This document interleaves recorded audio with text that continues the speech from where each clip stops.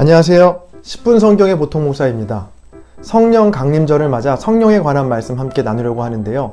이 성령이라는 주제가 워낙 방대하고 다양하기 때문에 오늘은 갈라디아서 5장 16절에 나오는 성령을 따라 행하라 라는 말씀을 통해 성령을 따라 행하는 건 과연 어떤 삶인가, 어떻게 사는 것이 성령을 따라 사는 것인가에 대해서 말씀 나누도록 하겠습니다. 이 본론에 들어가기에 앞서 더러운 물을 깨끗하게 하는 두 가지 방법이 있습니다. 첫 번째 방법은 더러운 물을 빼내는 방법입니다. 그런데 이 방법은 별로 좋은 방법이 아닙니다. 깨끗한 물에 오염물질이 들어가서 더러운 물이 되면 이미 그 자체가 더러운 물이 된 겁니다. 아무리 더러운 물을 빼내도 똑같이 더러운 물일 뿐이죠. 두 번째 방법은 깨끗한 물을 붓는 방법입니다. 깨끗한 물을 계속 붓게 되면 더러운 물들이 자연스럽게 빠져나가게 되고 결국엔 깨끗한 물만 남게 됩니다. 성령의 사람이 되는 방법도 마찬가지입니다. 우리가 짓고 있는 더러운 죄를 아무리 빼내려고 해도 우리가 죄인인 사실은 변함이 없습니다. 죄를 짓지 않겠다고 다짐하면 다짐할수록 계속 그 죄가 머릿속을 떠나지 않습니다. 그렇게 해서는 성령의 사람이 될 수 없습니다. 그럼 어떻게 하면 될까요? 깨끗한 물을 붓는 두 번째 방법처럼 성령의 일을 자꾸 하기 시작할 때, 넘쳐 흐르도록 계속 성령의 일을 생각하고 실천하게 될 때 나도 모르는 사이에 성령의 사람으로 변화하게 된다는 거죠. 오늘 16절의 말씀입니다. 내가 이르노니 너희는 성령을 따라 행하라. 그리하면 육체의 욕심을 이루지 아니하리라. 자, 순서가 딱 맞죠? 육체의 욕심을 버려라, 빼라, 그럼 성령을 따라 행할 것이라가 아닙니다. 먼저 성령을 따라 행하라. 깨끗한 물을 부어라. 그리하면 육체의 욕심을 이루지 아니하리라. 자, 성령을 따라 행하는 것이 먼저입니다. 그렇게 행하다 보면 성령의 사람이 된다는 것이죠. 자, 그럼 도대체 성령을 따라 행하는 것이 뭘 말하는 걸까요? 오늘 갈라디아서 말씀 6장 22절과 23절에는 성령의 열매가 나오는데요. 이 성령의 열매가 내가 성령의 사람인지 아닌지를 진단할 수 있는 아주 좋은 기준이 됩니다. 만약 성령의 열매가 성경에 나와 있지 않았다면 우리는 성령에 대해 굉장히 모호하고 추상적으로밖에 생각할 수 없었을 겁니다. 어떤 것이 성령의 일인지, 성령의 사람은 어떤 사람인지 굉장히 뜬구름 잡는 이야기밖에 할 수 없었겠죠. 퀴즈 하나 드리겠습니다. 객관식입니다. 여러분, 어떤 나무를 볼 때 그 나무가 어떤 나무인지 단번에 알게 해주는 건 뭘까요? 1번 뿌리, 2번 가지, 3번 잎사귀, 4번 열매. 정답은 열매입니다. 다른 걸 보면 이 나무가 어떤 나무인지 애매할 때가 많지만 열매를 보면 확실하게 알게 됩니다.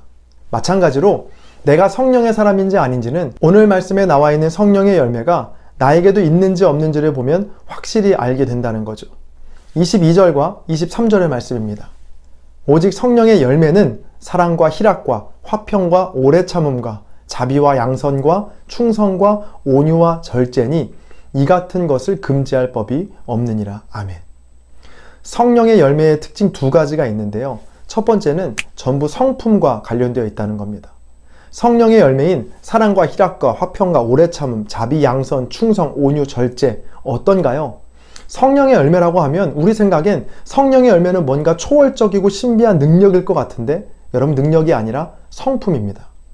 내가 성령의 사람이냐 아니냐는 내 능력이 말해주는 것이 아니라 내 성품이 말해준다는 거죠. 생각보다 놓치기 쉬운 사실입니다. 아무리 대단한 능력을 가진 사람도 그 사람의 성품이 엉망이라면 성령의 은사는 받은 사람일지 모르지만 성령의 열매는 없는 사람입니다. 여러분, 열매가 없다는 건 결국 성령의 사람이 아니라는 것이죠. 이 영상을 보고 계신 여러분, 신비하고 초월적인 성령의 은사는 있으면 좋겠지만 그것이 없어도 괜찮습니다.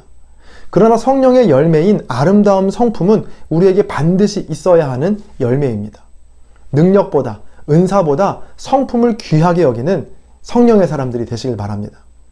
여러분, 성령의 열매의 두 번째 특징은요, 바로 하나라는 겁니다. 한 개. 19절에 육체의 일을 말할 때는 영어 성경에 보면 act의 복수를 뜻하는 act라고 나옵니다. 자, 그렇다면 성령의 열매도요, 9개니까 당연히 열매라는 단어에 복수를 뜻하는 s가 붙어야 맞겠죠. 그런데 성령의 열매에는 이 s가 붙지 않습니다. 그러니까 복수가 아니라 단수라는 거죠. 헬라어 원어로도 칼포스라는 단어인데 복수 형태가 아니라요, 단수 형태입니다. 성령의 열매는 9개가 아니라 1개라는 겁니다. 자, 그렇다면 이 9개는 뭘 뜻하는 걸까요?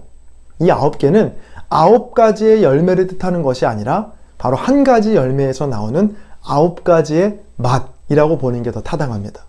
여러분 오미자차 드셔보셨나요? 오미자는 하나의 열매에서 5가지의 맛이 난다고 해서 오미자입니다. 신맛, 단맛, 매운맛, 쓴맛, 짠맛. 분명히 열매는 하나인데 5가지의 맛이 난다는 거죠. 성령의 열매도 마찬가지입니다. 열매는 하나인데 그 열매에서 9가지의 맛, 9가지의 성품이 모두 어우러진다는 거죠. 자, 그렇다면 이 하나뿐인 성령의 열매는 뭘까요? 바로 예수님입니다. 성령님을 간절히 바라고 구하게 되면 자연스럽게 나타나는 현상이 있는데 바로 성령의 열매, 즉 예수님이 우리 삶에 맺힌다는 겁니다.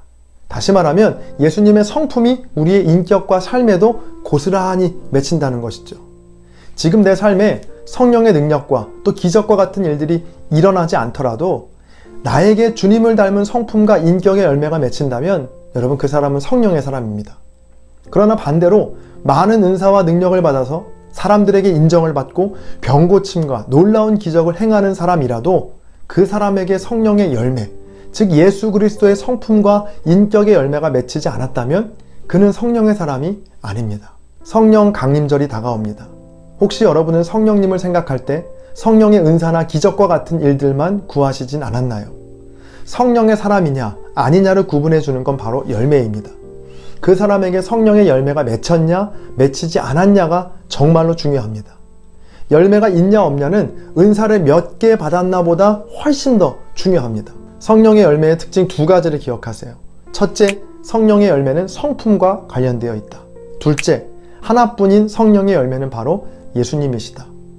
이번 성령 강림절에는 성령의 은사가 아니라 성령의 열매인 예수님을 구해보시기 바랍니다.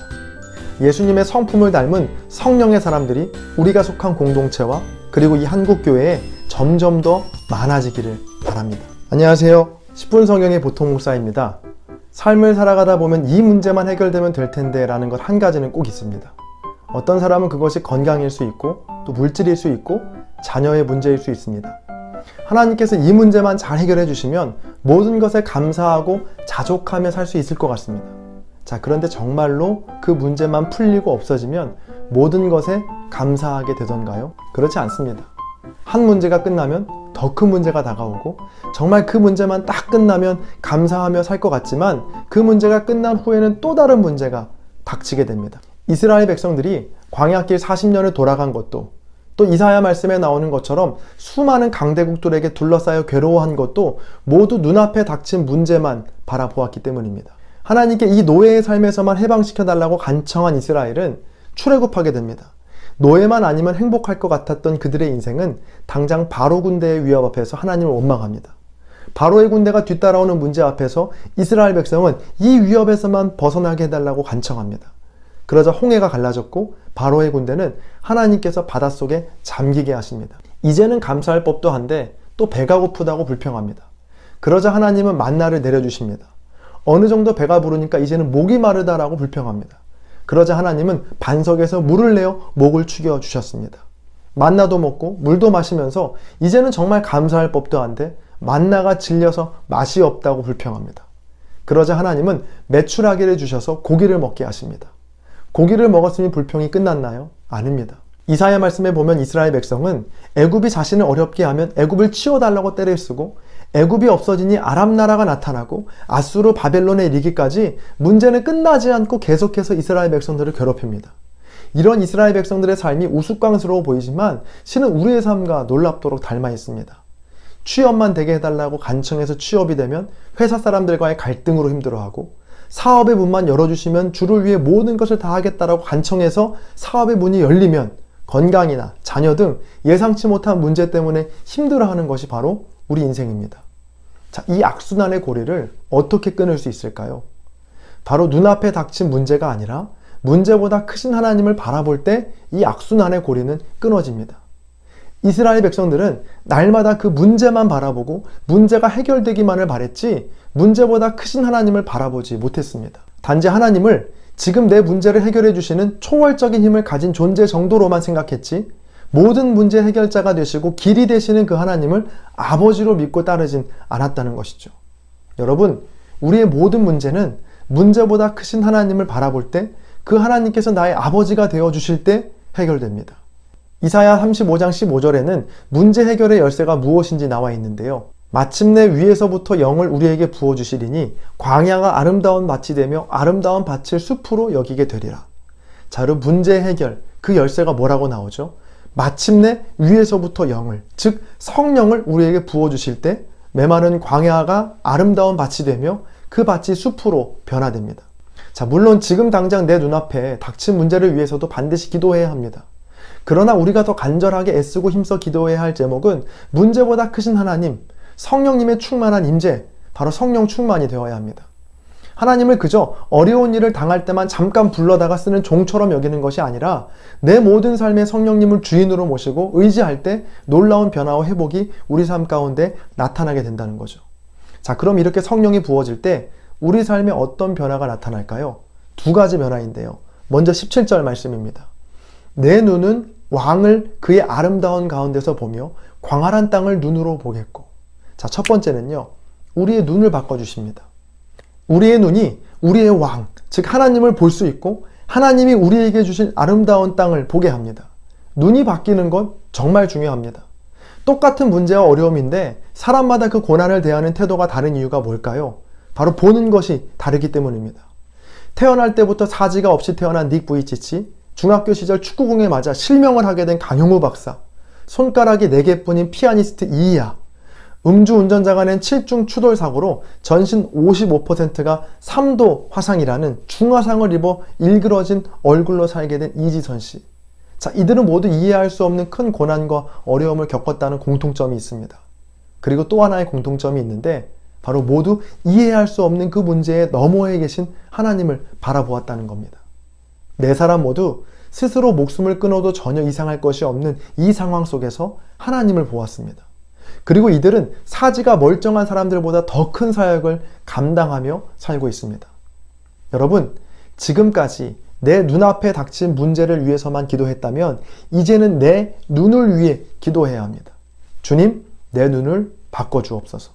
모든 상황 속에서도 하나님을 바라볼 줄 아는 믿음의 눈을 뜨게 하여 주옵소서. 어려움과 아픔들이 여전히 내 삶 속에 있지만 그 모든 것들보다 크신 하나님을 보는 눈을 주시옵소서. 자, 성령이 부어질 때 우리에게 나타나는 두 번째 변화는요, 18절의 말씀에 있습니다. 내 마음은 두려워하던 것을 생각해내리라. 계산하던 자가 어디 있느냐? 공세를 계량하던 자가 어디 있느냐? 망대를 계수하던 자가 어디 있느냐? 자, 두 번째는요, 바로 마음을 바꿔주십니다. 두려워하고 조급해하던 마음을 바꿔주시는 은혜를 경험하게 됩니다. 우리가 흔히 하는 착각 중에 하나는요, 내 마음만큼은 내 마음대로 할 수 있다는 착각입니다. 내 마음인데 뭐, 내가 마음을 안 잡아서 그렇지, 마음만 잡으면 제대로 할 수 있다라고 생각합니다. 자, 그러나 내 마음조차도 하나님께서 잡아주지 않으시면, 또 바꿔주시지 않으시면 안 된다는 것이죠. 이사야 19장 14절에 보면 이런 말씀이 있습니다. 여호와께서 그 가운데에서 어지러운 마음을 섞으셨으므로 그들이 애굽을 매사에 잘못 가게 함이 취한 자가 토하면서 비틀거림 같게 하였으니. 하나님께서 저와 여러분에게 어지러운 마음을 섞으시면요, 술 취한 자같이 비틀거린다는 말씀입니다. 무슨 말인가요? 우리의 마음조차도 하나님께서 잡아주시지 않으시면 안 된다는 말씀입니다. 인생에서 가장 큰 위기는 돈이 없어질 때, 건강이 나빠질 때가 아닙니다. 바로 마음이 무너질 때입니다. 마음이 무너지게 되면 작은 문제 앞에서도 요동하고 흔들리게 됩니다. 제 삶 속에서도 영적 침체가 언제 일어났는가 살펴보면 바로 마음이 무너질 때였습니다. 생활이 조금 어렵고 건강이 나빠지고 사람들과의 관계가 틀어져도 마음이 무너지지 않으면 버텨낼 수 있습니다.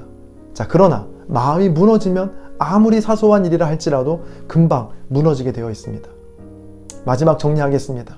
하나님은 내게 문제가 생길 때만 필요한 분이 아닙니다. 하나님은 날마다 숨쉬는 순간마다 주인으로 모셔야 하는 분입니다. 따라서 우리가 해야 할 기도 중에 가장 중요한 기도는 바로 성령 충만이죠. 성령 충만을 구할 때 하나님은 우리의 눈과 마음을 바꿔주십니다. 그럴 때 우리는 어떤 문제 앞에서도 하나님을 바라보고 또 마음이 무너지지 않는 세상에 감당하지 못할 믿음의 사람들이 됩니다. 성령 강림절 얼마 남지 않았는데요. 여러분 무엇보다 성령의 충만을 위해 기도하시기 바랍니다. 주님, 내 눈을 바꿔주옵소서, 또 내 마음을 지켜주옵소서. 자, 그럴 때 위로부터 부어주시는 성령의 임재가 저와 여러분에게 충만하게 넘칠 줄로 믿습니다. 안녕하세요. 네, 10분 성경의 보통 목사입니다. 오늘은 고린도전서 12장 말씀을 통해 성령의 일에 대해 알아보겠습니다. 모든 사람에게는 신령한 것을 사모하는 마음이 있습니다. 신령이라는 말에서 느껴지듯이 뭔가 신비롭고 초월적이고 범접할 수 없는 능력을 떠올리게 하죠. 흔히 세상 사람들은 이 신령한 일이라고 하면 기괴하고 음산하고 베일에 쌓인 신비한 일들을 떠올리는데요. 대표적으로 무당을 들 수 있죠. 보통 용한 무당을 가리켜 신령한 무당이라고 부르는데요. 이 신령한 무당이라고 하면 아무도 모르는 나의 과거를 맞춘다거나 접신을 해서 귀신의 목소리를 낸다거나 아니면 혼이 나간 얼굴로 작두를 타는 모습을 떠올리곤 하죠. 이런 생각과 고정관념이 기독교 신앙에도 고스란히 따라 들어와서 신령한 일, 즉 성령의 일도 이런 무당의 이미지와 비슷하게 생각하는 경향이 있습니다. 특히 이단에 빠지는 사람들을 보면 모두 성령의 일에 대한 잘못된 오해 때문인 경우가 많은데요. 오늘 말씀에 등장하는 고린도 교회도 당시 이러한 문제로 시끄러웠던 것 같습니다. 바로 신령한 것에 대한 오해가 고린도 교회에 있던 건데요. 1절입니다. 형제들아, 신령한 것에 대하여 나는 너희가 알지 못하기를 원하지 아니하노니. 이어지는 3절 이하에서 바울은 올바른 성령의 일에 대해 설명하고 있습니다. 자, 그럼 이제 세 가지 질문을 통해 올바른 성령의 일이 무엇인지 함께 살펴보겠습니다. 첫 번째로 누가 주셨나입니다. 은사나 직분과 사역 등 성령의 일들은 누가 주셨을까요? 바로 하나님이십니다. 4절부터 6절까지의 말씀입니다. 은사는 여러 가지나 성령은 같고, 직분은 여러 가지나 주는 같으며, 또 사역은 여러 가지나 모든 것을 모든 사람 가운데서 이루시는 하나님은 같으니. 성령의 일, 즉 신령한 일을 이루시고 허락하시는 분이 한 분 하나님이라는 것이죠. 성령의 일들과 신령한 일들이 굉장히 다양한 것 같지만 그것을 주신 분은 한 분 하나님이시다라는 건데요. 자, 주신 분이 하나님이시다. 이것을 통해 분명히 깨닫게 되는 것이 있습니다. 그건 주신 분이 하나님이시기 때문에 성령의 은사나 직분과 사역에서 반드시 그것을 주신 하나님의 성품이 드러나야 한다는 것이죠. 소위 성령 사역을 하시는 분들 중에서 그 사람이 행하는 일들이나 은사들은 신비하고 놀라운데 정작 그분들의 삶과 사역을 통해서 하나님의 성품이 드러나지 않는 경우가 종종 있습니다. 하나님의 성품이 아니라 자신의 성격으로, 아니 조금 더 과격하게 표현하면 자기 성질로 성령의 일을 하는 사람들의 그 끝을 보면 대부분 좋지 않죠. 그들의 공통점은 자신들이 하는 일들이 신령하고 거룩한 것이라고 말하곤 있지만 그 일을 통해서 전혀 하나님의 성품이 드러나지 않는다는 겁니다. 자비와 긍휼, 공의와 정의, 또 사랑과 같은 선하신 하나님의 성품을 찾아볼 수 없는 잔인함과 탐욕, 그리고 음란과 더러움이 가득한 것을 볼 수 있죠.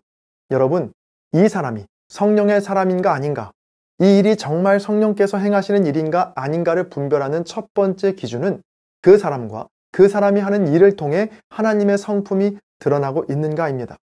무엇보다 나를 통해서 성령께서 일하시도록 여러분의 말과 삶에서 하나님의 성품이 드러나고 있는지 점검하시고 하나님께 쓰임받는 성령의 사람들이 되시기를 바랍니다.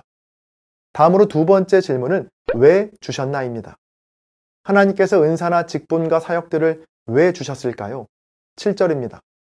각 사람에게 성령을 나타내심은 유익하게 하려 하심이라. 아멘. 하나님께서 저와 여러분에게 성령을 나타내시고 신령한 일들을 허락하신 이유는 바로 유익 때문이라는 건데요. 이렇게만 보면 뭔가 개인적인 유익이나 만족을 뜻하는 것 같지만 새번역 성경으로 읽게 되면 그 뜻을 분명히 알 수 있습니다. 7절을 새번역 성경으로 읽겠습니다. 각 사람에게 성령을 나타내 주시는 것은 공동 이익을 위한 것입니다. 아멘. 하나님께서 성령의 은사나 일, 그리고 직분을 저와 여러분에게 주신 이유가 무엇이라고 나와 있나요? 바로 공동 이익을 위한 것이라고 나오죠. 공동체의 유익을, 다시 말하면 교회의 유익을 말하는 건데요.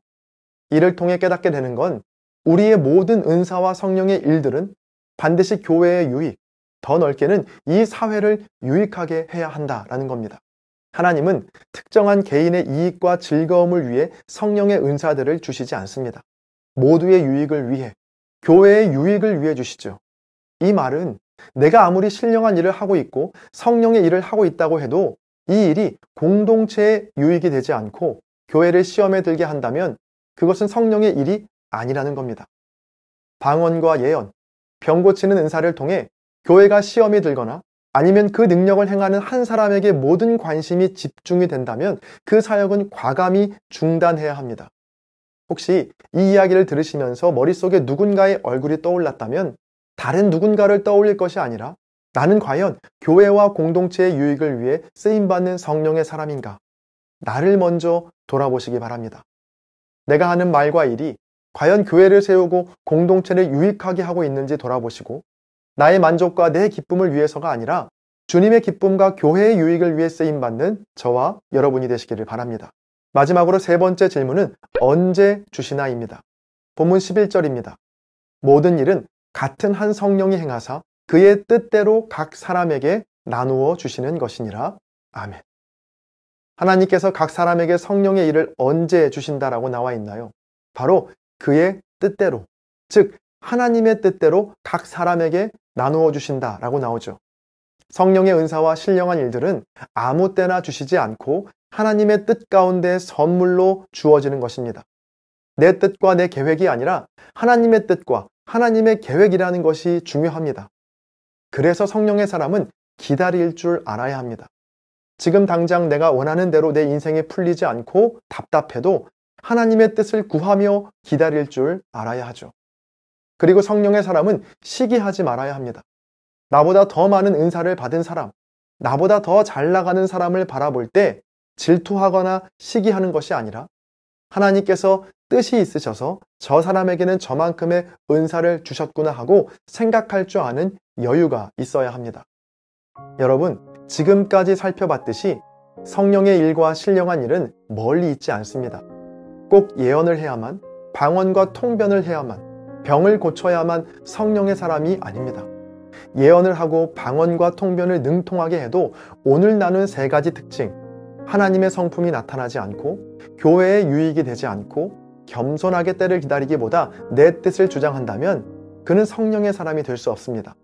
반대로 예언도 못하고 방언과 통변도 못하고 아무런 신비한 능력이 없을지라도 그 사람을 통해 하나님의 성품이 드러나고 그 사람이 하는 일을 통해 교회의 유익이 되고 조급해하기보다 겸손하게 하나님의 때를 기다린다면 그 사람은 하나님이 기뻐하시는 성령의 사람인 줄로 믿습니다. 하나님의 성품, 교회의 유익, 그리고 하나님의 때, 이 세 가지 특징을 잘 기억하셔서 저와 여러분의 삶이 하나님이 기뻐하시는 성령 충만한 삶이 되시기를 축복합니다. 그럼 저는 다음 영상에서 뵙겠습니다. 감사합니다.